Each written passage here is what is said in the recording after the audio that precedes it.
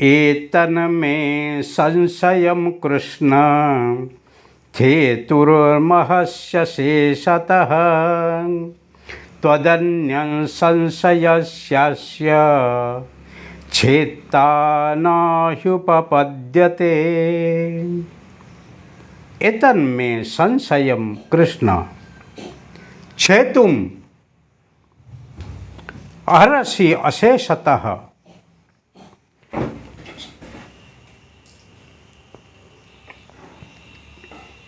तदन्य संशयं स्यास्य छेता न ह्युपपद्यते।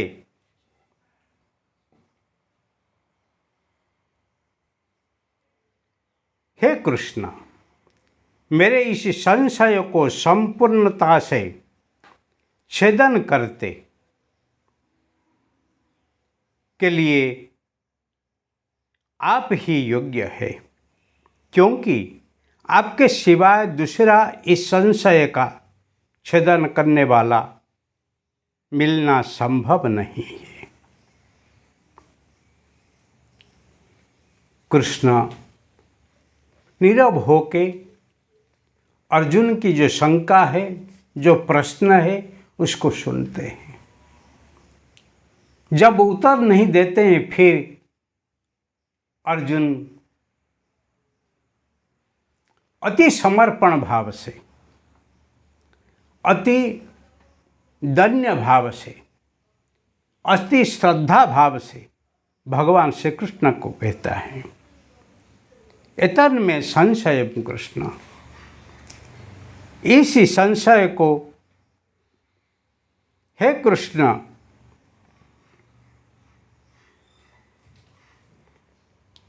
संपूर्णता से छेदन करने के लिए आप ही योग्य है, क्योंकि भगवान कृष्ण के सिवाय उनके पास कोई नहीं है। वो जानता है कृष्ण एक साधारण व्यक्ति नहीं है। वो ही गुरु संदीपनी से ही अध्ययन करके बहुत साधु संत के सानिध्य में रहते घूम घूम के ही ज्ञान अर्जन किए हैं, अनुभवी हैं। इसीलिए गुरु की सानिध्य को पाते हुए ही, गुरु की कृपा को, गुरु के पास रहते हुए जो ज्ञान अनुभव होता है, वो निश्चित ही आपको अधिकारी बनाता है, अनुभव करने के लिए सहज साध्य होता है। ज्ञान पाने के लिए जो रास्ता है, वो ही अति सहज है, अति सरल है। उसको पाने के लिए हम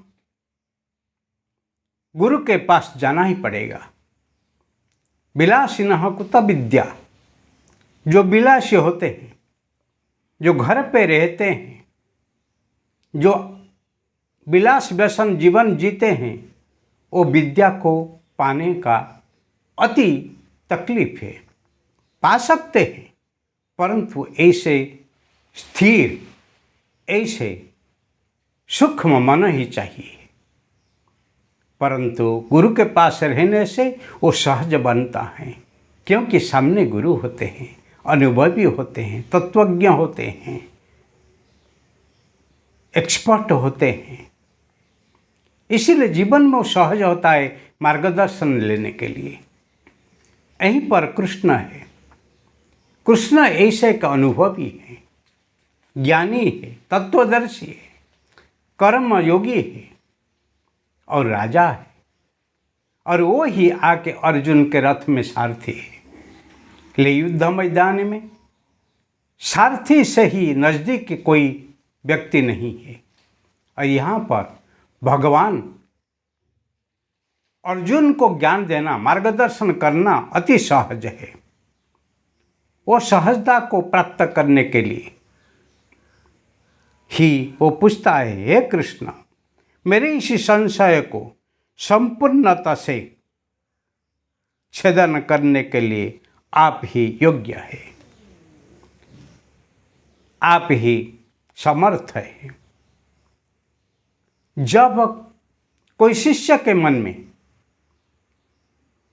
कोई विद्यार्थी के मन में सामने जो गुरु है वो समर्थ है, योग्य है, लायक है, ऐसे ही भावना जागती है, वो श्रद्धा से ज्ञान ही निश्चित रोपण होता है।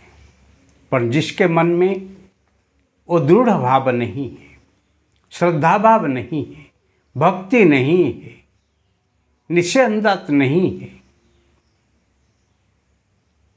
तभी ऐसे निर्मल भावना को लाने का बहुत मुश्किल है। ऐसे निर्मल परंपरा को प्रतिष्ठा करना अति मुश्किल है। और यहाँ पर अर्जुन के मन में वो शंका नहीं है, वो संदेह नहीं है, क्योंकि आपके सिवा दूसरा इस संशय का छेदन करने वाला मिलना संभव नहीं है। आप केवल योग्य है ऐसे नहीं है, आपके सिवाय वो संशय को दूसरा कोई ही दूर नहीं कर सकते। आपके समान दूसरा कोई नहीं है। विचार करो, सारा संसार में बहुत विद्वान लोग हैं, समर्थ लोग हैं, गुरुजन लोग हैं, वयोवृद्ध है, परंतु जब ही आपके गुरु के प्रति, आपके मार्गदर्शन के प्रति आपका ही भाव ही जगने वाली हैं, जो आपके सिवाय इस संसार में मुझे मदद करने के लिए, मुझे समझाने के लिए, मुझे अनुभव कराने के लिए दूसरा कोई नहीं है, तब ही वो गुरु के अंदर, वो व्यक्ति के अंदर, वो साधक, वो ही सिद्ध के अंदर क्या ही जगेगा? अहेतुक कृपा, अहेतुक करुणा, अंतर के उत्साह को ही लेके ही गुरु ही ज्ञान देंगे। तब ही कृपण भाव नहीं रहेगा, कंजूसाई भाव नहीं रहेगा, वो दिल खुल से ही बोलेंगे।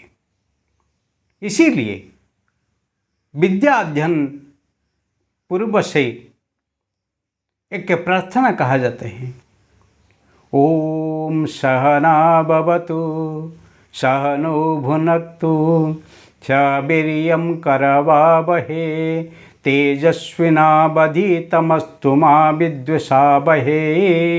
ओम शांति शांति शांति। उभय गुरु और शिष्य, शिक्षक और छात्र गुरुकुल में विद्या अध्ययन प्रक ये प्रार्थना करते हैं। उभय उभय को रक्षा करने के लिए, उभय उभय के प्रति निशंक भाव को लाने के लिए और उभय उभय के प्रति पूर्ण समर्पित होके विद्या अध्ययन करने के लिए जो अध्यापक हैं और जो अध्ययनरत हैं, वो दोनों ही प्रार्थना करते हैं। इसलिए भगवान के पास कहते हैं, हे भगवान, इसी समय पे, इस अध्ययन पे समय पे आप हम दोनों को रक्षा कीजिए। ओम शांति शांति शांति। आधिदैविक, आदि भौतिक और आध्यात्मिक ताप से हमको शांत करके समाधि के तरफ, सिद्धि के तरफ, अनुभूति के तरफ सूक्ष्म तत्व को समझने की तरफ हमको ले जा। ऐसे ही जो शिष्य होते हैं, जो गुरु होते हैं, उभव प्रति एक प्रेम जगता है, ज्ञान देने के लिए वो तैयार हो जाते हैं, तभी विद्या अध्ययन असंभव नहीं है, संभव हो जाता है। इसीलिए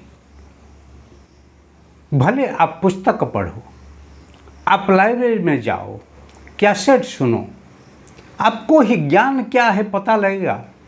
कदाच कहाँ पर आपके मन में शंका हो तो उसको समाधान करने के लिए कोई जीता जगता अनुभवी गुरु हो तो, परंपरागत गुरु परंपरा से जो गुरु हो तो फिर ये असंभव नहीं है। आपको शंका को समाधान करते ही गुरु आपको आगे ले चलेंगे, वो ही परंपरा है। फिर आगे भगवान क्या ही उत्तर देते हैं उसको देखना है।